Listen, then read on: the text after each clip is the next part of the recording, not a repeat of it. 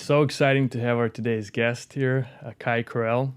Karrel is a spiritual teacher, he's an author, he's a mystic, and he's a practicing medium. He spent a lot of time with his teachers in Brazil and Peru studying shamanic modalities and honing his skills as a medium. Today he hosts worldwide retreats and workshops, and he helps people to facilitate their process of awakening. Welcome to Think Clever Podcast, Kai. Thank you so much, Stas. I'm so excited to be here with you. It's been, I know we tried getting together quite a few times, and now it's finally here, and I have my 40 questions prepared. We'll probably address just a few because we're going to go very deep. I would love to learn about your journey and all our listeners as well. If you could please share a little bit what inspired you to start this path and what you do now. You know, it's such a complicated question because in the same way that if I ask you, when did you fall in love with this person? You can't tell me. You suddenly found that you're in love, right? It's not like, yeah, I saw her and in moment 8 minutes in, no.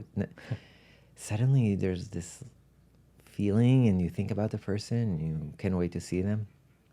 So the same thing, the process, you said that I help people in the process of awakening, but the process of awakening is the process of falling in love with ourselves. Mm-hmm. So in the exact same way, I can tell you, when I was 12, I fell in love with the spirit world. I can look back and see moments. When I was 8, I started really being attracted to anything spiritual. So I would, whether it's the TV series Kung Fu with David Carradine, the little Buddha, Keanu Reeves, I think, the different movies that really, I would watch them and I was like, something would move in me. I remember, I think one of the most profound ones was the movie Gandhi, that I'm like, yeah, that seems really right for me. And I started reading like a madman. I was I couldn't stop. I would walk in the streets reading books like this and almost get in a car accident. But I think there was one determining factor. Or a moment that I remember that was really, really crucial in my journey. I was born in Israel, so I was training for the army, and I was running on the beach a lot in preparation. And I remember one time I saw a person meditating, and I sat next to him, and I said, "Can you teach me meditation?" I said, "Sure." And he was doing transcendental meditation, but basically told me, close your eyes, breathe in and breathe out, and just count 1, 2, 3, 1, 2, 3. So what I remember is this: 1, 2, 3, 1, 2, 3. And my mind is saying, "This is so boring. Like, this is meditation. It's like I'm just thinking and I'm counting. Like what is this?" And then suddenly, after a while, I can hear my name being called from far away, and I like, so weird. And then it came closer, Kai, Kai, Kai, Kai. And then I wake up and he's shaking me, and suddenly it's dark. So apparently what happened, I went somewhere for like 3 hours. Now for me, I don't remember what happened. I just remember 1, 2, 3, 1, 2, 3, Kai, Kai, Kai, and it's shaking me. And then I'm like, what happened? Like, why are you shaking me? He said, you were not responding. And like, he was kind of freaking out. And I'm freaking out, this stranger's shaking me and what's going on. And then after that, so I did not remember what happened in that experience until years later. I just, like, a weird situation, meditated on the beach, this guy, whatever. But I woke up the following day and my thirst for spirituality went from, let's say, 50 to 1,000. I was obsessed and watched and read a lot of Osho and a lot of different men, Krishnamurti, Alan Watts. I was so deeply involved and nothing else interested me. This was when I was in high school, so I basically didn't even go to high school anymore. I was just reading, going to spiritual centers. I was completely obsessed with the world of spirit and any religion, any tradition, anything. Then the best and worst thing in my life happened. I found a guru and I joined an ashram, which at first started very idealistically, very beautiful, but very quickly and very methodically turned into a cult. And I lived in this cult for 13 and a half years. And I lived in Israel at first, and then we moved to the States, and I had no money of my own. I was completely controlled by the group and by the guru. I have been learning a lot throughout that process, but my spirit completely died. And the concept that they brought was that you need to destroy yourself. You need to destroy the ego in order to awaken and have no desires of your own, etc. Which now looks ridiculous, but at the time, I was willing to sacrifice myself for becoming enlightened and helping the world, and connected to the Gandhi movie and everything else that I said before.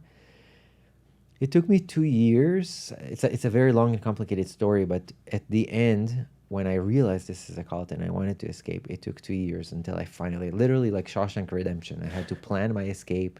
Yeah. And how do I get my passports back? And very, very complicated, and I have no money, but I did. At first, I was very broken from the fact that I wasted 13 years of my life, and the most important years, my 20s, and now I'm out and I have nothing. I have no money. I have nowhere to go, nothing to do, homeless. But today I can tell you, looking back, that this was probably one of the most important times of my life, and what made me, not saying this arrogantly, but an amazing teacher. Because any time and every time that I'm confronted with a challenge with someone I work with, I think, what would he do? I would do the opposite. And my whole teaching basically, and the teachers that I follow are teachers that are proponents of the fact that we're all already masters. That you are your healer, you are your shaman, you are your psychologist, you have all the answers that you're seeking. And it allowed me that journey there, and I have studied many religions in the process that I was there, meditations, techniques, I led retreats while I was there. But that courage to leave and face my darkness and stand in my light is what made me who I am. From that moment on, after I left and started developing my own style of teaching in my own journey, and went deeper, deep as deep you can go into shamanic modalities, I started understanding that really what happened to me helped me realize the process of awakening as a process of falling in love with myself. I love it. I love the falling in love with yourself. That's I mean, there's so many ways to interpret it. It's a very, very personal kind of way of initiating the journey, right? So how does it look like? How does falling in love with yourself look like? Is there a daily ritual that people can go through in order to develop that, or is it more of it's an awakening process? It's something realizing about yourself that you haven't before, or maybe you were hiding certain things before, not willing to confront them, and now you are. Like, how does it look to you? It's a very methodic, unmethodic way. So that means that, first of all, each person has their own journey. Krishnamurti says, truth is a pathless land. I have my own process, or what I'm discovering about what I need, because I have certain wounds and certain parents and certain upbringing, and I grew up in a very violent country in Israel, a lot of war and fears, and you might have had a different life. So there's not like you do this, and this, but there are certain, let's call it markers in the process, because there is one thing that all humans share, and that is the process of suffering. We all suffer in a quite similar way. So actually all of our emotions and the triggering and the way the mind is conceptualizing life is very, very similar between us. We share the same methodologies of how to hate ourselves. And we have the same language. I'm stupid, I'm lazy, all of it. It's quite the same. So one person will say I'm stupid, one will say I'm an idiot, one person will say something else. But the approach of how to understand the mind is quite similar. So when we take each other in this process of falling in love with ourselves, and once again I'll say it's important from day one, is that I'm not your teacher in that, because I can't be. I am a fellow traveler on the path. And the way that I will work with you is that I will show you by example. I will work with you by exempling for you what it means to stand in my weakness. Now, it does take a little bit more intelligence to work in this way. Most people are very attracted to teachers that basically will tell you what to do and how to behave. Yeah. And it's easy because that's what we're used to. We have our parents, we have the university. Like, we're used to going through that methodic, somewhat Catholic guilt, shame, comparison type of way about how to study ourselves. My whole work is the opposite. So I will share with you my addictions, my problems. I will inspire you to feel safe with me to do the same. And I'm not just saying one-on-one. Like if we're in a group setting, that's the energy. That to advance spiritually is not to be this plastic guru or plastic Buddha or yogi. No, it's exactly the opposite. Your growth will unfold the more you're willing. First, phase one, face your dark. Second, embrace your light. But do both of them in an exact same equal way. One is not more important than the other. There are many people that really, really are proponent of shadow work. Look at your traumas, look at your fears, what happened to you when you were 4. Yes, it's important, but for me, the main way of facing your shadow is by turning on the light. And not being afraid of the fact that we're flawed, perfectly imperfect. And because we are so used, for example, relationships. So I go on a first date. I'm not going to start with, listen, I'm quite a jealous guy and I just lost my job and I barely know how to handle life. I'm spontaneous. I'm amazing. I wrote 7 books and I this and I that and I have a radio show and I'm amazing, right? What we do in that, we create for her, but more than that, we create for ourselves what's called an ideal self.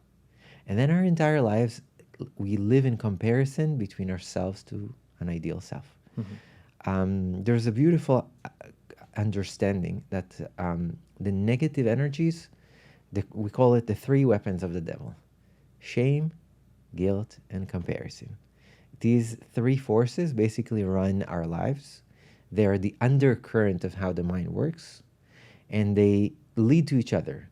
When I feel shame, eventually it will lead to me feeling guilty, and the only reason that I feel shame or guilt is because I'm comparing either myself to myself or myself to someone else. If I was in my ideal self, I would not have jealousy. I will not have fear. I would just be centered all the time, eating gluten-free and, like that. Yeah. No. When you're able to see that your virtues and your beauty is as valid as your other ones, there's this beautiful woman, what's her name? Renee, forgot her last name. Arya? She has, I love her whole course is called Flip Your Flaws. And it's for me the same as standing in your weakness. You are given this flaw for a specific reason. And usually, when we are confronted with any kind of negative emotion, one of the ways to look at that is, imagine you have a dashboard in the car and the red light for oil is blinking. You're not going to throw away your car. It's not like, okay, it's ruined, I feel bad, or the car feels bad, so it's over. Yeah. It's a signal. It's telling you there is some kind of action that you need to do. Often when we have our negative emotions, we freak out and we try to finish this bad feeling as soon as humanly possible. Whether it's pushing it down into our bodies as trauma, whether it's the medication, whether it's other substances, whether it's going dancing, going drunk, just forget. I don't want to remember. Often we leave one relationship. We don't want to face the loneliness and the emptiness that we feel. The first person that's around, let's bring them in, right? What we're doing is shortening our winters. We don't want to feel this. So as short as possible this emotion will be in my body, the better. But what we're doing in that, we're perpetuating the fact that we should be afraid of feeling challenging emotions. So it becomes bigger. We can handle less and less our challenges. We become escapists. We escape reality. We escape life. That's why we watch TV so much. And we have so many distractions, just not to sit with what's actually going on. What we do when we do that, when we don't allow the emotion to come to its completion, it turns into trauma. And it turns into physical illnesses, which are psychosomatic in the sense of the reason I'm having this illness is because your body is telling you you're not dealing with what's happening to you in your emotional body, and I will hurt you, so you will stop running away, stop running around, face it. So instead of waiting for you to get sick, and instead of the process of falling in love with yourself is to just accept, see it for what it is. So I'll end this portion by a story. Yes. There was a yogi who was meditating in his house quietly, very peacefully, and a thief came into the house. So the thief didn't see the yogi because he was meditating in the dark, and the thief was ruffling around the house and looking for money and opening drawers. So in a certain moment, the yogi opens his eyes and says, "Please, I'm trying to meditate. The money is on the left shoulder on the top. Just go there, take it." And the thief's like, "What? Why would he say that?" So he goes, he opens the drawer, and yeah, all the money is there. And he's about to leave, and the yogi says, "Just one thing, before you leave, it's customary to say thank you." So he's like, "This is so weird." "Thank you." He says, "You're welcome." And he walks away. After a few days, the police comes to the yogi and says, "We caught this thief and we have this money." And he said, "He did not steal this from me." He says, "He told us that he stole this from me." He said, "Ask him if he thanked me." And then, "Did I say you're welcome?" He said, "Well, actually, yes." So it's not stealing. But still, the thief went to jail because of other people that he stole from. And then the thief was sitting in jail and he couldn't sleep. Like, why did he do that? He could have gotten his money back. And why did he thank you? You're welcome? Why? And it haunted him. The whole time that he was in jail, he just waited to come out and go to this yogi. So he did. And he goes to the yogi and he says, "I really want to learn from you. I train me to be a yogi." He says, "Okay, it's very simple." He says, "But I have to tell you, I'm a thief. And my dad was a thief and his dad was a thief. That's all I know how to do. And if you'll have to ask me to stop stealing, I don't think I can do it." He says, "There's no reason for you to stop stealing." "No, I can be a yogi and continue stealing?" "Absolutely." He says, "So what do you want me to do?" He says, "All I want you to do is before you go there and you're about to grab the jewel or whatever it is, close your eyes for a second and say, 'I am going to steal the jewel.' And I still take it? Still take it. So if I want to steal a painting, I'm going to steal a painting." And that's it. After a week, the thief comes back and said, "What did you do to me? I can't steal anything. You ruined my life." The same thing with the mind. You're not required to change. And that's the main problem that we all have. I should be different. I should be someone else, something else. I should not have this. I should have that. Comparison, one of the three weapons that we spoke about before. What you are invited to is not a requirement. You can stay miserable for the rest of your life if that is what you wish. There's nothing wrong with that either. But let's say you wanna be more free. You do want to find and fall in love with yourself. So this process starts with the process of witnessing. I'm angry in this moment. I want to punch that person in the face. And you'll see that every time that you just pause to say that, 50 or more % of the energy that you have for what it is that you wanted to do is gone. But it is a very non-violent process. When we try to force ourselves to go on a diet, what happens? Always, every diet teacher says the three first letter of the word diet, die. You're like, it's a struggle to diet, and that pizza looks so good, and then suddenly all chocolates appear from all directions. And even if you succeed, you're not eating. As soon as the diet is over, most people within 3 months, not only that they gain everything they lost, they gain more. True. Because you're fighting yourself. I'm eating a chocolate. Here is the chocolate. So much fat. Amazing. Next piece will be harder to eat. And it goes like that really with every emotion. But this process, in one word, is a process of acceptance. Start to accept everything about yourself. The next piece of the process is living as an open book. So being able to really express what it is that you feel. Person X comes to me, says, I feel shame about my own sexuality. I feel this, I feel that. I say, tell me about it. And because I've done so much work with myself, when I talk to them, they feel that I have no judgment to them. And what happens when they share? Wow, I'm not that horrible. And usually you'll say, I have the same thing. Yeah, I totally understand you. I agree. It's hard. Yeah. And I say, but it is what it is. So the acknowledgement of reality for what it is, the acknowledgement of you acknowledging yourself without any attempt to change, which is, again, walking against everything that we learn in Western society for sure, but I would say all around the world.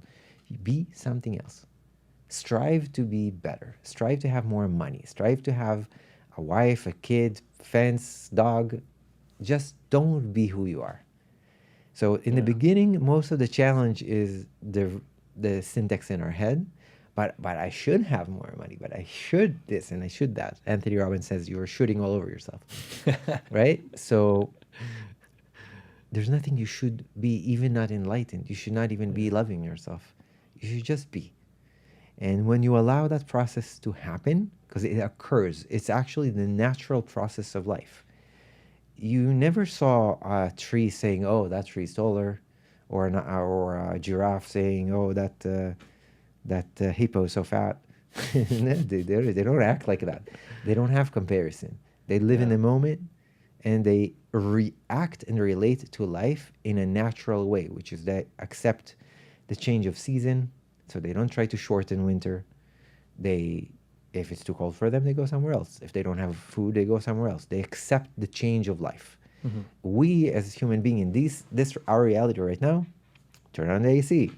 You eat watermelon all year long. There's no seasons anymore. Yeah. So there is that physical reality of not accepting season also affects our mind, affects our heart. We're constantly trying to manipulate reality and not accept ourselves for what we are. Thank you, Kai. I think everything that you mentioned, like in the beginning, when you were listing all the things that we do to distract ourselves, mm-hmm. I'm guilty as charged with all of them. It's so difficult to sometimes just sit with yourself and admit that maybe, that I didn't achieve what I was striving for, or maybe I was hoping that I would be somewhere else and I'm just here. And it's... it's not, I think that's why a lot of people are suffering and they're unhappy, is because they have these big aspirations and expectations from themselves, yet they're not there and they're not willing to accept that. And I'm certainly, working on accepting myself more. But I know there's different healing modalities that can help you facilitate this path faster. Because let's say if you don't have a proper guide by your side and you just listen to this podcast right now, and then you're sitting on the couch and you finally start accepting all the weaknesses, about you, if it's not interpreted properly or integrated properly, it could be probably a pretty brutal experience, after which you're going to just get depressed for a few days and then just get back to your old patterns, right? So how do we do this? You already said 2 traps that you fell. Okay. I'm guilty as charged. Right? So Alan Watts will tell you, don't feel guilty about feeling guilty. Yeah. It sounds easy to accept ourselves, but it's not easy. We are programmed and patterned so strongly to not accept who we are. Mm-hmm. So yes, it is a process and it is a practice. We have an hour. To take you through the entire process takes a lot of trickery on my end. Yeah. I need to look for those traps. The other thing is that you said one of our main reasons is I'm not where I want to be, but often we don't realize that where we want to be is what our parents want us to be or our friends want us to be. So again, comparison. Mm-hmm. The process is, awakening. Another thing is important for me to say. Many people think, I go to a yoga retreat, a meditation retreat, Anthony Robbins style seminar, I drink ayahuasca, and I will come out the other side completely healed and awakened. And a deep spiritual practice takes time, because you're not looking for a state. You don't want to be happy and then you're sad. You want to reawaken your nature. That naturally the only thought that will come to your mind is an accepting, loving one. So there is a lot of study in this. There's a lot of observation. For the last few years, I've been writing a lot of prayers that really, this is a big part of my process of helping people. And the prayers are very varied. It's about jealousy, releasing shame, acceptance. I love sharing this. So I received them in a process that's called psychography, or automatic writing, which I learned from a beautiful teacher named Chico Xavier. He's a Brazilian medium. And when you receive prayers in automatic writing, you actually don't know what you're writing. Mm-hmm. You're just writing it, and then I read. So often the prayers are very related to my life. Jealousy, fear, resentment, judgment, anything like that. So I read the prayer and I'm like, yeah, makes sense. Like it fits with my philosophy, whatever. But last year, one day, very strong, like I literally in the middle of the night, I wake up, I need to write this prayer. And I received a prayer for releasing abortion. And I'm like, I'm not a woman, I'm never aborted, I don't know how it feels, doesn't make sense. I wrote it and I'm like, okay, it feels right, but I don't know because I don't have these feelings. And I posted it on Facebook, and the following day, I got 17 messages from different women that all said, how did you know that not only I just had an abortion, but what you wrote is exactly what I'm feeling? So the reason I'm sharing this is that, but what I said before, we all share the same process of suffering. We all suffer in the same way. And the prayers that I'm writing are kind of a guidance of how to do what you said, how to accept yourself. I had a very interesting experience with my prayers. This happened a couple of years ago. I was in a certain church in Brazil and I wanted to read one of my prayers. And it is the prayer for making the right choice. It's such a beautiful prayer. Basically it's saying every choice you've ever taken is the right choice, that you can never make a left turn. It's just not possible. There's many reasons for that, but in the fact that trust that life, God, call it whatever you want, always is conspiring on your behalf. So even if you took a wrong turn, it's in order for you to take the right turn later on down the road. So I read this prayer, and as I'm reading it, I'm feeling that one of the women there is like that, and she's one of the leaders in that place, and I'm like, so I'm starting to read faster, and I'm like really reading this fast. I mean, and so be it, you know. It's very uncomfortable. And after the work, because it was a healing work, Yeah. so she came to me, your prayers are so full of darkness, you should not read them in this type of setting. This is a place of healing. You should only talk about light and happiness and hope. And I said, but how can you heal if you're not willing to acknowledge that you have a wound? So my prayers always start, it's this very similar format. Always by, I'm making it extreme, but you will say, I'm broken, I'm hurt, I'm in judgment, I'm in shame, I'm in guilt. This is where I'm at. And as long as I'm doing this, I feel how I'm pushing people away.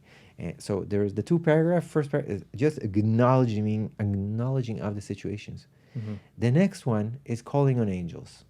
And it's not about if you believe in angels or not, or believe in higher powers. It is, I'm coming outside of myself. Like, I know that with my mental mambo jumbo, I don't seem to have good results so far. So let me come out of myself. And you don't want to call on angels, call on your higher self, nature, my heart. You can call on your heart. You know, I'm calling on my soul, my higher self, whatever. Show me something different. Open my heart to feel. Expand my wings. Take me to a place of understanding.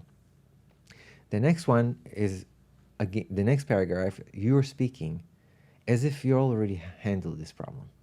So you coming in from a place of saying, as I release my judgment, I find my compassion.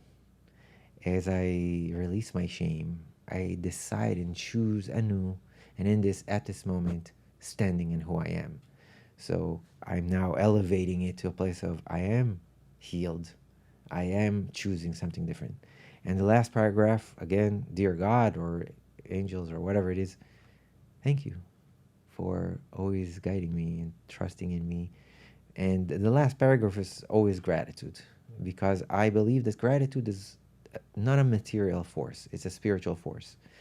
There's a beautiful concept in mysticism that in the beginning of time, the forces of darkness and the forces of light before the creation of planet Earth had a bet and said, okay, we're going to create this planet and all these people, and who is going to use what weapon on them?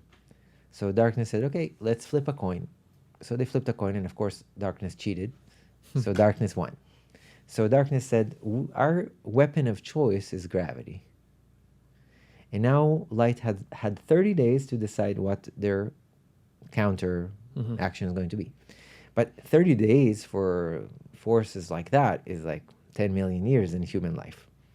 So there were many, many, many, many years of darkness, and since the moment you were born, you know that you're under the force of gravity. Now, what happens, what it means to be under the force of gravity?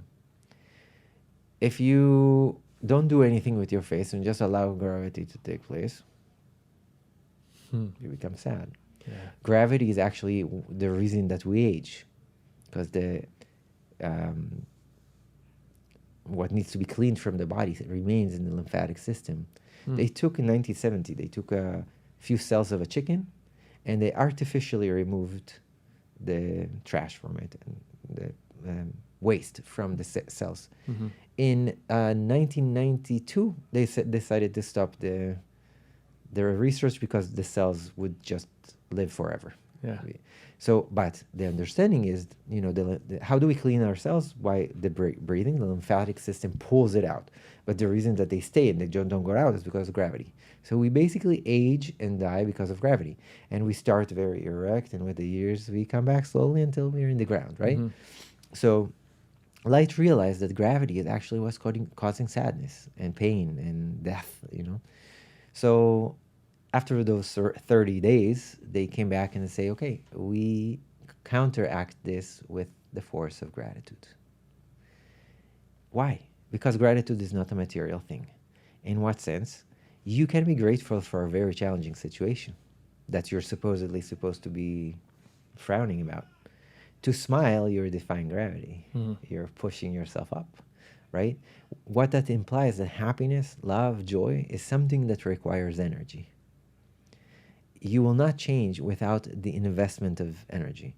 If you do nothing, now what it needs to do when it comes to your spiritual development, remember that anything and everything will change if you offer gratitude. And I can tell you also about my life, that was really the trick. You remember in Job, in the Old Testament, in the Bible, he's tested. The devil and God are having a conversation, and God said Job is the most saint person on earth, and the devil said, let's see, you know what, let's test him. So he kept on, the devil was like, his wife got sick, and he lost money, and he lost his children, and so many horrible things. But Job just kept saying thank you and thank you. And then there's a moment where there was this rich man, and he won 1,000 pieces of gold instead of 10,000. He says, oh, God has forsaken me. Can't believe it, that this is not fair. So God says, yeah, you think that is not that is unfair? Let me show you unfair. So he took everything from him. And then Job, with his wife dying, goes, thank you, God, for helping me be more grateful for what I have. I'm so great. Thank you so much for everything you do. And so God says, you think this is good? You think this is what you need to be grateful for? I'll give you a reason to be grateful for. That's how it works. Yeah. The universe works on only one law, and that is the law of free will. And the other thing that I would say that relates to this law is words create reality.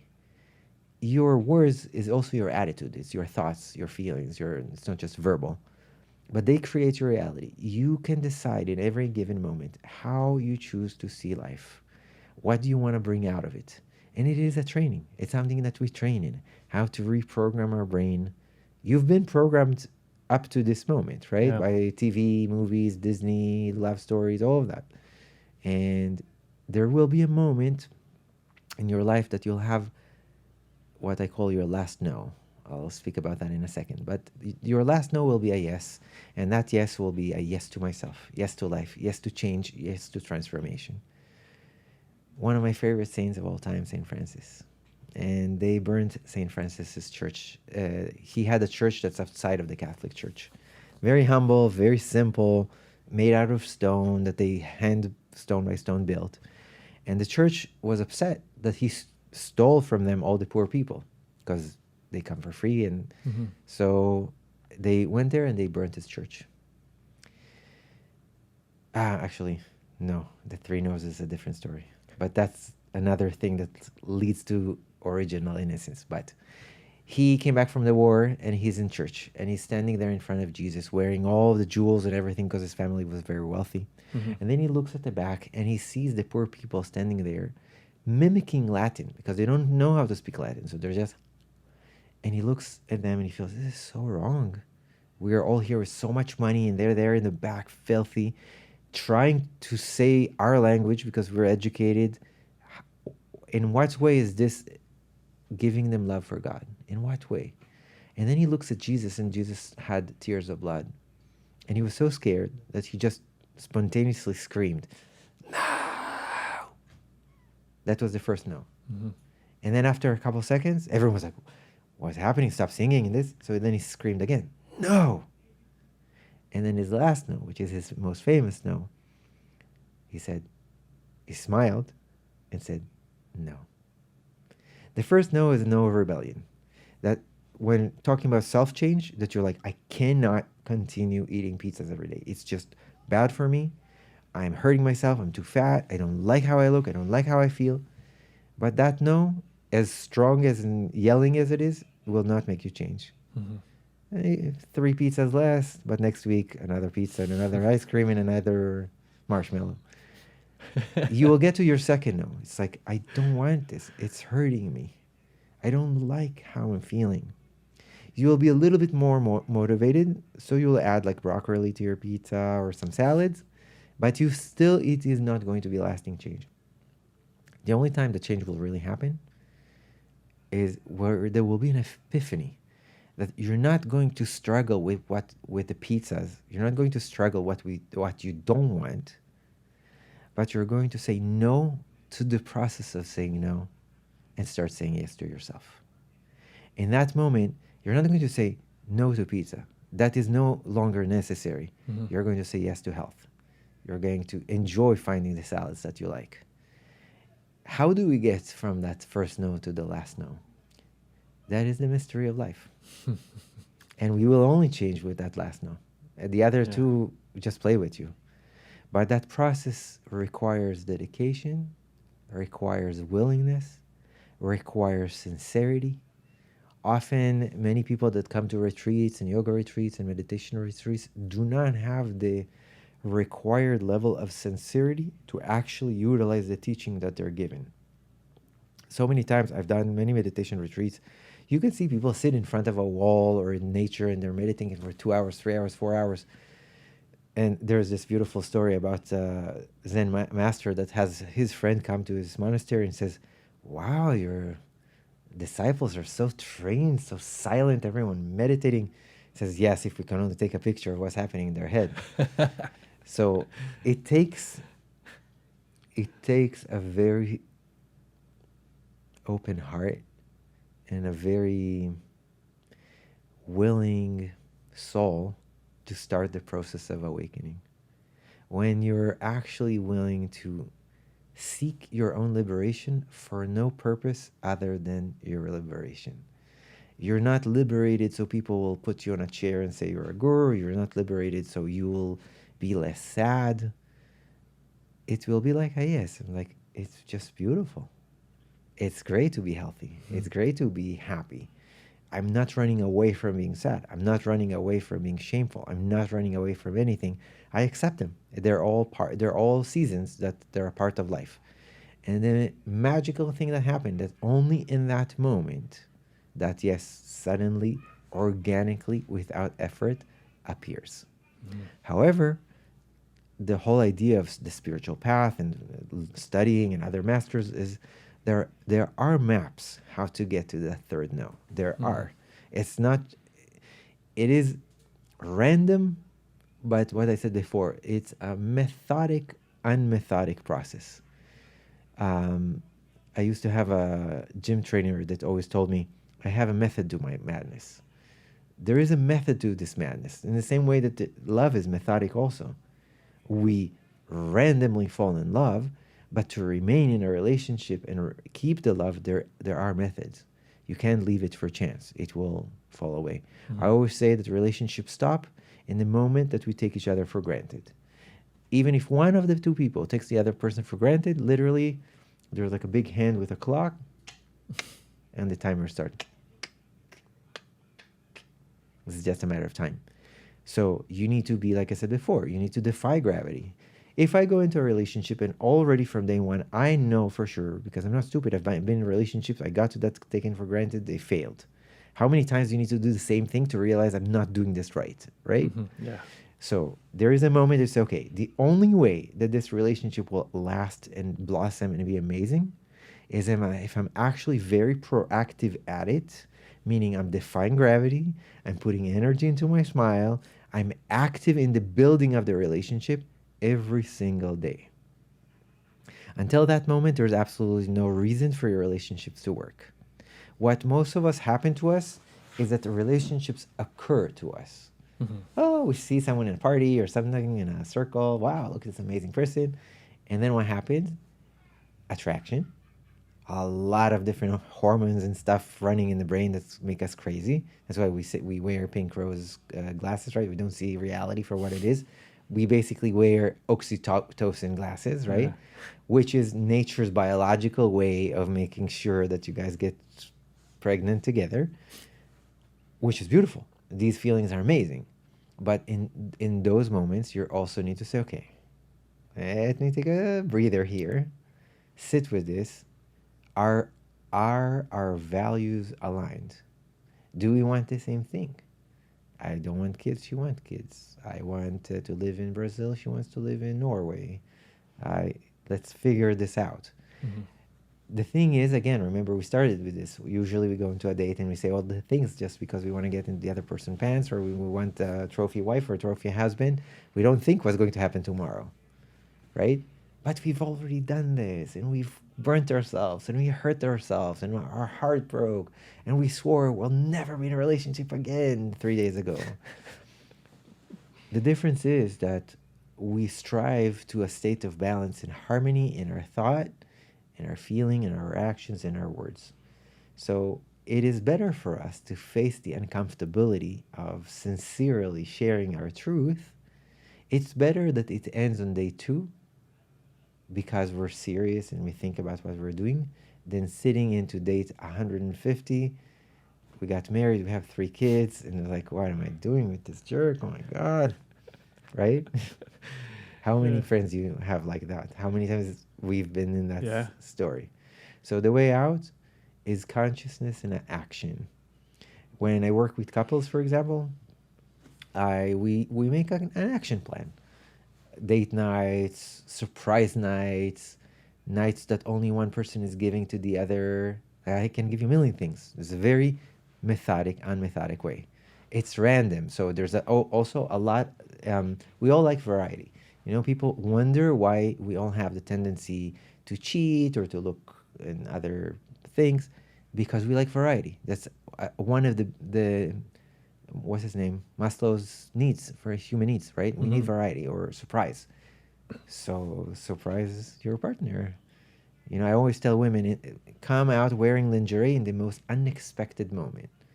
Like he sees you, you just made dinner, you're completely in, and he's sitting there, and then you suddenly come with the tray of the like, what just happened like 2 seconds ago? Surprise, surprise, surprise. But it takes energy, like the smile and the defying gravity. You say to her, let's go to this restaurant, and instead you take her to, I don't know, a hotel somewhere. Break the pattern. Yeah. Constantly breaking the pattern. And you'll see that in that way, it's exciting. Like, I don't know what crazy thing is going. And I always say, the crazier the better. So, for example, one thing I love doing with one of my girlfriends is she knows she's coming home for dinner. I'm cooking, I'm preparing. So there is dinner on the table, and then in a different room, I covered the entire room with paper, and she had to be there naked, and I'm painting her with brushes. Nice. But what was amazing, she was so, what the hell? No, I put blindfold. Nice. Tell her, get naked, put blindfold, I'm going to have sex with her. And then suddenly, all these brushes and sensations, taking photos. So it's just this, like, let's break the pattern.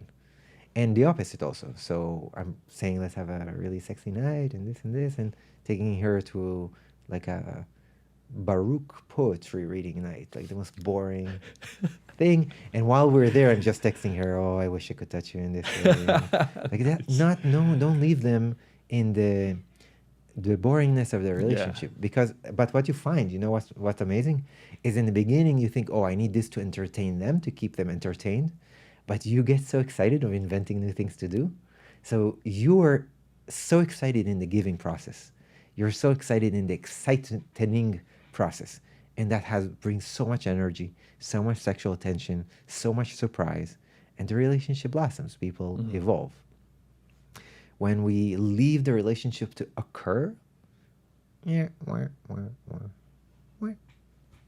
So always define gravity, always investing that energy. I think you have a special gift of reading through paper because you've covered all of the questions. I tried. You told me before. in pretty much the same like order, you know, like the relation was right, like maybe question number 10, and you just got there. there. One more thing then to cover your few more things. One thing that, I mean, to me, it was so powerful because, and you know, it was a pleasant surprise to get to it through some of your teachings, is the world of the divine, the world of the spirits. You know, I grew up in an Orthodox religion, you know, going to church and saying my prayers, but I noticed that there was always lack of intention. I just did it just to put the check mark, like, oh, I said the prayer, it's all good, you know, I'm sure it went somewhere, you know, but I paid never... my dues. Yeah, paid my dues, exactly, you know, but only since we started doing work together, I really connected. I started actually thinking like, no, but what if there is actually something there? Like, what if God and angels and all of this is constantly here? But I never really attempted to communicate with them. I just paid my dues. You know, that's not really communication. Most of the religious upbringing in every religion or institutionalized religion is basically creating three types of believers: the fearful, the businessman, and the proud. So what you're describing, paying your dues, is either the fearful, that if I don't do this, I go to hell. So who would love a God like that? That I'm just doing. It's like a relationship that you're so afraid of your partner, so you only do things because if not, they will abuse you. That's not a relationship. That's not love. The second one is the businessman. So I don't want to go to church. I don't want to read this prayer, but I'm willing to do it so I can go to heaven. Same thing related to a relationship. What kind of relationship is this? Listen, I don't like you, and I don't want to hear you talk, but I want to have sex. So I'll suffer through, and I'll listen to you talk. Same thing. God should be, or in my reality, is an expression of love. So I always make the same equation. And the proud is when you go to like a chic yoga studio in Venice, and you see people that are like, and they're vegan, and they're like, you know, but they're so rigid, you know, that they're no longer connection to why are you even doing yoga, to be flexible, you know. It's like flexibility of mind, of heart, you know. I'll tell you a story about this. So many years ago, I very soon after I left the ashram, I was teaching different places, and I went with a friend of mine, you know, Parashakti. We went together to a yoga studio in New York, very famous, super strict vegan place. And we're sitting there, and I came in with a huge cup of Dunkin' Donuts coffee, which is obviously not vegan. And so I'm sitting there, and I see we're sitting together, and people in the teacher's table are pointing fingers and like talking about us. So I told her, I hate going with you to yoga places because she's a celebrity in that world. So I was like, I don't like going with a celebrity. Why can't we go to just like a regular diner, you know, something? And she said, they're not talking about me. It's like, of course, who knows me? Like, why would they talk about me? She said, they're talking about you. And I'm like, so suddenly, literally a second after she says that, this girl comes up to me, and she said, are you Karrel? I said, yes, I heard that you're an amazing teacher and this and that, and I really have to ask you, how come you're in a vegan restaurant in a yogic clothing and you're drinking coffee? So I said, she said, I thought that you were like 13 years in an ashram, and how can it be the 13 years and you're still drinking coffee? So I said, how many years you've been practicing yoga? She said, about 11 years now. So I said, how can it be that after 11 years you're still judging people? So that's the point. Yeah. You do your practice, you do your spiritual practice to find your own connection. What do I care if you go to church, you don't go to church, you drink coffee, you eat pizzas? This is your love affair. I don't go into your bed and tell you how to make love to your wife. So, in that way, religion can be a huge deterrent from real love.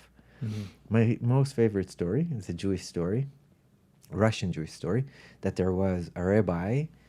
No, there was a farmer that was super, super, super poor. So he never could go to synagogue. He didn't go to school. He was very illiterate. But every day he would stand next to a tree and he would talk to God.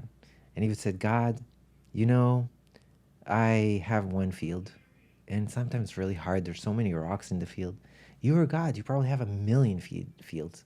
So I can't imagine how hard it is for you. But if any day you need, just let me know. I'll come help you in your field. Hmm. And then he would say, you know, at the end of the day, I sweat so much, you know, and sometimes I have only one towel and it's all sweaty and I need to clean it for the next day. So if you want me, with all those fields, you probably sweat all day long. So if I can give you my towel, I'm happy to give you my towel. And like that, I have my wife, kids, it's hard. Like everything is comparing himself to God. Then one day, this rabbi walks by and he's looking, what is he praying there? So he's listening. He's like, oh my God, blasphemy. God is sweating, working the field, have 1,000 wives. What is this? This is horrible. So he comes to the rabbi and says, this is blasphemy what you're doing, the farmer. Why are you doing this? Horrible. And the farmer starts crying. He's like, I didn't know. I just felt that I want to help him. I didn't know. So the rabbi was so proud. He gave him a book and he taught him how to do the prayer and then properly like this. And the farmer was hugging him. Thank you so much. You saved my life. And from that day on, the farmer prayed like everyone else. That night, the rabbi, for the first time in his life, had a dream where God appears to him. And God looks at him, shakes his head, and he says, you're my greatest believer you have taken from me today. Hmm. That is true religion. It has no rules because you have your own direct experience with divinity. The reason that I shifted from teaching so many different modalities, mostly around shamanic work, because it's the I will say for me, is a modality I found that only deals with direct experience. I don't need to convince you of anything. I don't need to tell you what you're experiencing. You're experiencing something different, but it is always a direct experience. So the difference for me from studying a lot of different religions is the same difference between I'm saying, I'm throwing water at you. You feel it? No. But if I take this cup of water and I throw it at you, it's a direct experience. Yeah. I don't need to say, do you believe you're wet? Yeah, you're wet. And that's a direct experience. So my teachings over the years changed exactly to what you asked, where you will experience your own connection to spirit, with whatever name that you want to call it. I choose teachers that never will force you to believe in anything. Never will say, well, it is like that. It is not like this. It should be that. It should be something else. My greatest teacher in this life, his name is Felipe Bandeira de Melo. He's from a beautiful church in Rio de Janeiro called Arca da Montanha Azul. What is happening there is, for me, is absolute heaven. But I will say the main thing is that the philosophy of the entire school is that all faiths and all traditions are welcome. But more than that, I would say the core is that we are all masters. And it's not that words. He is the, let's say, founder of the house, but anyone can criticize him. Anyone could offer a opposing point of view. And I'm really trying in my own work to get my tribe to that place. Mm-hmm. That it is a place of absolute expression, that your expression can be completely opposite of me, and it is as loved and as accepted. And I will be the first to encourage you to express your views if they're different than me. Because anything else means that your point of view threatens me. Meaning I don't believe in but if my experience for me is direct, so I call it blonde brunette. So I look at you and I say, oh, I really like your blonde hair. what you're going to say, I don't have long hair, Kai. Yeah. I'm saying, what are you talking about? This is blonde. You'll laugh, right? Like you're laughing now. You're not going to fight me. I have brown hair. So if you are fighting with me, it only tells one thing: you don't believe it. You're not sure. Yeah. And if you relate this to religions, that's usually what happens. One says Allah, and I say Jesus. If they're fighting, it only means one thing. One of them or both of them don't really know this for sure. They need to hide behind belief. They need to hide behind dogma. They want to have as many followers so they feel safe within themselves. Okay, one more story. We have time? We have time, but I would love to get to the shamanic practices as well. Okay, super short. Because I'm sure there's going to When be the stories. Christians came to India, they were surprised how easy it is to convert Hindus to Christianity. It says Jesus, Son of God. I said, yeah. And we're like, wow, this is the easiest. Like we went to Africa, everything, we fighting like that. So one day the priest came to visit one of the families of his like big supporters, and he comes into the house and he sees a huge altar. The top of the altar, cross with Christ. Under that, Krishna. Other than Durga. All the many different gods. So he saying to the guy, I thought you believe in the Son of God, Jesus Christ. I said, I do. So he says, well, what is this? Well, this is Mother of God, Son of God, Sister of God, Cousin of God. Have inclusion. There's no problem. Your beliefs and what you believe in, let's say I'm a follower of Spiritism and mediumship, does not negate Christianity, does not negate Hinduism, does not negate anything. You come and you say, but it's also elephants. Sure, why not? Bring them. Unicorns, bring them. It's all included. Yeah, shamanic practices. Perfect segue. What do you want to know? Everything combined that we just discussed, right? I feel from personal experience, shamanic practices, they provide a direct experience. Mm-hmm. But now there's so much of it, and people are exploring, people who are ready, people who are not ready. There's a lot going on, and I trust you as a very safe resource that could shine some light on how to start this journey for people who are curious, for people who want some of this direct experience, and why you would want to start in the first place as well. So I'll share, I've been working with ayahuasca specifically as my main plant medicine for the last few years. I take groups to Peru, to Brazil, and I study both in Peru and Brazil very intensely, very intensely, a little too intensely maybe. But I'll say this, why? The why is because it's a direct experience. Because you can go, like I said before, to a Zen monastery and imagine that you're advancing it. But when you drink a plant, a master plant, there are a few different ones, but specifically ayahuasca, you cannot run away from what you're going to see. Your traumas will surface, your virtues will surface. And I always say, like I say with any other of my teachings, when we drink ayahuasca for only one reason, to fall in love with ourselves. And that ayahuasca is going to show you one of two things: how beautiful you are, how magical, how incredible, how amazing, or what's in your way for you to seeing yourself as amazing, beautiful, and magical. They're both equal, they're both valid. It is such a profound awakening force. I've never experienced in my life any modality that I've personally practiced, and I've practiced a lot of them, that brought me to such an integral, whole experience of transformation that sticks, that happens organically and naturally over time. So I'm not even like fighting, like suddenly, wow, I used to be so much angry, I'm not anymore. Most of my friends know me a very impatient person. In the last few months, I'm like, what's going on? I'm so patient. It's weird. It's just happening.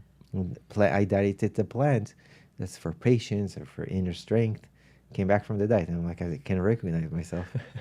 So in that way. And the other thing I think what's so beautiful about the work with plant medicine is that the work is done in a current, in a tribe. Often we go to a therapist, it's you and a therapist, one-on-one, no one knows what you're doing. Here, there's a very strong support, and you see people crying, and you see people letting go and expressing their truth. So you're given permission, like we started in the beginning of our talk, you're given permission to stand in your weakness. And it is a way of using, let's call it peer pressure in a positive way. It's like, well, if everyone is sharing their weakness, then I feel safe to do the same. So it's a positive way to utilize group dynamics in order to help you feel more safe about your own process. There's a physical element to drinking ayahuasca, and that is the purging process. So there's also a part where you're physically removing toxins from the brain that are related to psychosomatic symptoms. So actually, there are people who are trying to make ayahuasca non-purgative. And I'm like, that's the whole point. The whole point that I know if I need to release what it is that I'm working on, it's going to be released. So that's a big part of it also. I will say, yes, you're right. There are many people who are doing this work that are not trained, that do not understand the Western approach. I can even tell you, often people say if they're indigenous, then it's okay. If they're American or white, it's not okay. I don't agree with this idea. I've been to incredible indigenous people that serve. I've been to indigenous people that have a lot of work to do. They're people also. I think what's important, in ARCA we study that drinking medicine or any healing process is a threefold process. The direct experience, or a mystical experience, you could not necessarily ayahuasca, but let's say in this case, ayahuasca is the first. The second is meditation, which means that you also have to have a spiritual practice attached to the mystical experience that you're doing. Meditation, yoga, whatever it is, but observation of yourself. And the last is therapy. So sometimes ayahuasca is just lifting the carpet for you to see the dirt, but she's not going to clean it for you. Yeah. It's not a magic pill. It's like, okay, this is what you need to work on. Now sit with it, work on it, read the right books, go to therapy, talk to your friends, like work on it. So I would say this: to really work with someone in this field that you can trust, you have to make sure a few things. One, that they understand this threefold process, that the integration piece and the emotional piece is taken into account in the journey. In my works, for example, we read a lot of prayers that are guiding us during the journey to observe our inner world. It's not just about seeing visions and unicorns and angels, which is important, also beautiful. That's the part where you say, wow, the universe is so amazing. Yeah. But so what? If I'm still a jerk and I'm still angry and I'm still not impatient, then no matter how beautiful, go see Avatar or go see a movie, it's the same. Yeah. Here, you are seeing these things, so you'll have faith that it's worth changing, that I want to change. And you see over time that what you see in the ceremonies, then you go work on them. This next ceremony, if you haven't worked on it, you're staying in the same level. If you have, you're much lighter. It's almost like a hot air balloon. You're seeing the sack of sand, throwing the sack of sand, you will elevate. You're holding to the sack of sand, you'll stay where you're at, right? So that's one reason. You have the best metaphors and stories, man. I have a so very visual. I have a very visual mind. Yeah. So it's easy for me to translate it in that way. But I will say this: ayahuasca is a calling. People ask me, is this the best thing, or I have to do it? No, it's a path. It's a spiritual path, like yoga is a spiritual path. Some people are attracted to it. Some people are not attracted to it. A lot of people tell me, oh, but it's a shortcut because you drink something. Shortcuts, let's speak after you do it.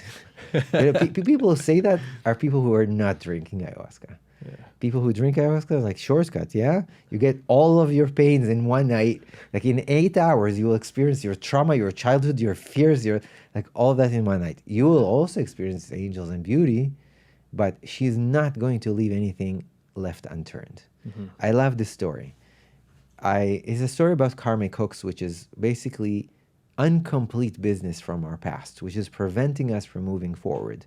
Incomplete relationships. You owe somebody money. You acted in a bad way, whatever it is, and you didn't own it, stood in your weakness. Listen, I'm sorry that our relationship didn't work. I was in a bad place. I was immature in the time. Please forgive me. She might still say, I don't want to hear from you, whatever, but you know that at least I stood in my weakness. I admitted the truth. It wasn't that, I was just not attracted to you or this or that. No, I was weak. I was whatever, right? That's really the truth. So one time I go to a ceremony and I ask ayahuasca, show me, is there anything unclosed? I did this for 2 years. Yeah. And then she said, yes. When you were 8 years old, you stole Lego from a kid. You heard me say this story? No. So I'm like, what do you want me to do? I'm 43. You want me to find this guy and give him Lego? I don't know who it is, what even if. So he said, no. So don't see this so literal. What I invite you to do, a counter effect or a counter response would be, go to Toys R Us, buy a set of Legos, go outside of the store, and the first kid you see, give it to them. You heard the story, no? Mm-hmm. Yeah. So I'm like, okay. I go to the store, and I bought this like a really big pirate ship, and I wrapped it up in paper. Yeah. I go outside. As I'm coming outside, there's a mom and a kid crying. So I come to the mom and said, listen, it's a little embarrassing, complicated story, but I would like to give your son a gift. Is that okay with you?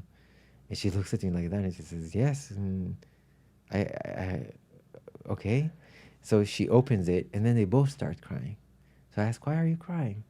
So she told me, today is his birthday, but we're very poor.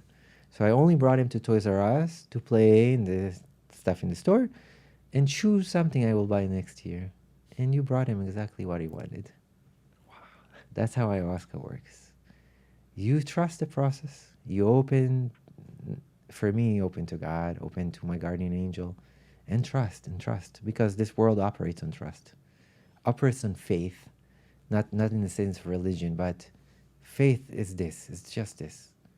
Just opening, listening, knowing that anything and everything that's happening to us in our lives is a part of our divine plan.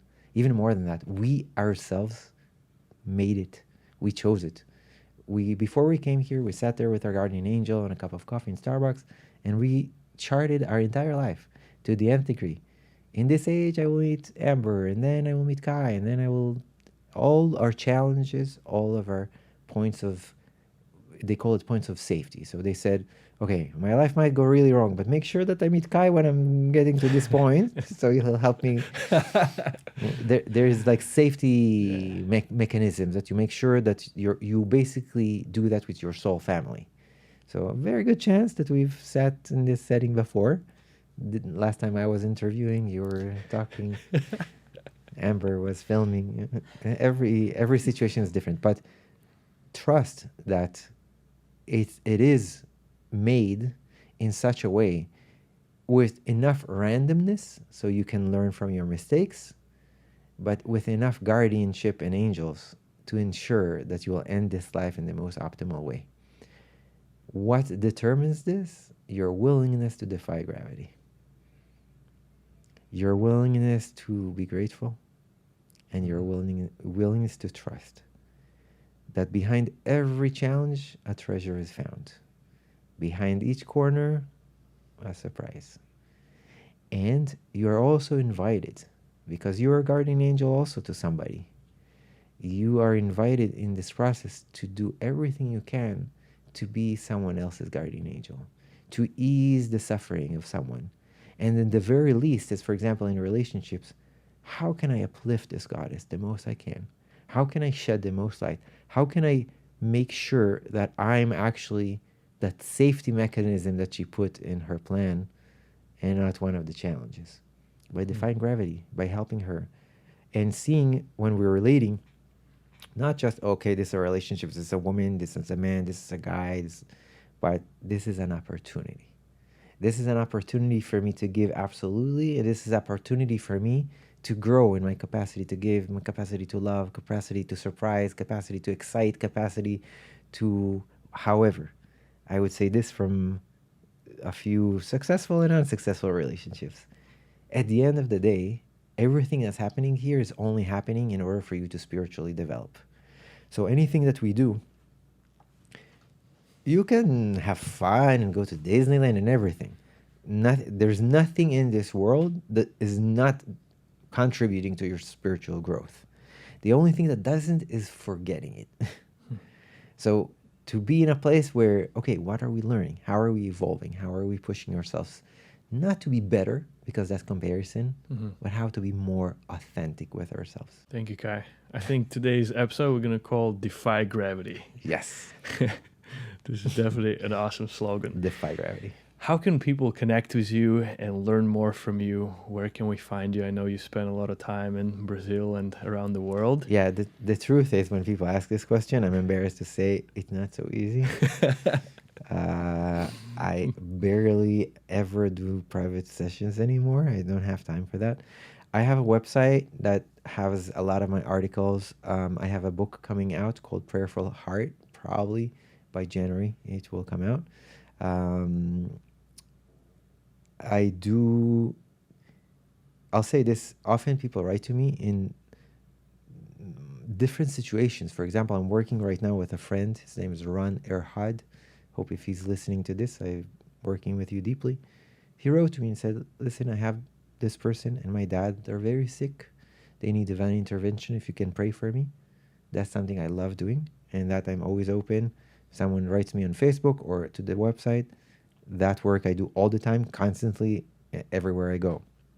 That's one thing. But definitely through the website.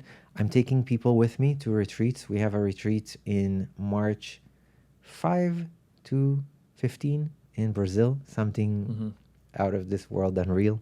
I'm taking people to diets in Peru. I'm active in the work that I do, and actually my commitment next year. This year I was very, very busy with certain situations that I'm working on in the book, but next year I'm actually moving closer to Venice, and my idea is to do more classes that are actually outside of the shamanic world, the same teaching, just in a different setting.